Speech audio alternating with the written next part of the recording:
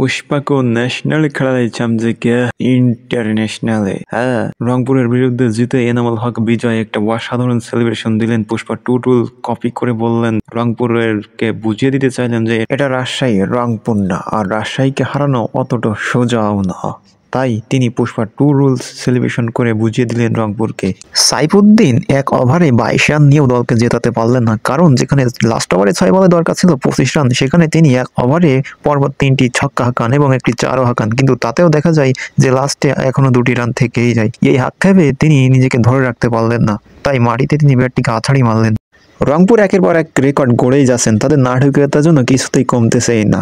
120 রানের টার্গেটে প্রথমে ব্যাট করতে নামলেও 30 রানের 6টি উইকেট তারা হারায় প্রথমে, আর লাস্ট ওভারে দরকার হয় 25। ব্যাটে ছিলেন সাইফুদ্দিন, 3টি ছক্কা এবং একটি 4 হাঁকান। 22 রান হলেও শেষে কিন্তু 2 রানে পরাজিত হয়ে এক নাটকীয়ভাবে জয় পেল রাজশাহী।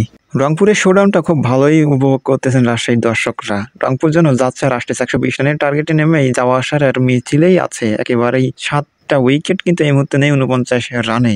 মৃত্যুঞ্জয় একাই কিন্তু 4টি উইকেট নিয়েছে এই মুহূর্তে। তাসকিনের অবস্থাও কিন্তু খুব ভালো ফর্মেই রয়েছে। আপনার কি মনে হয় রংপুর কি পারবে এবার বিপিএল এর কাপ নিতে?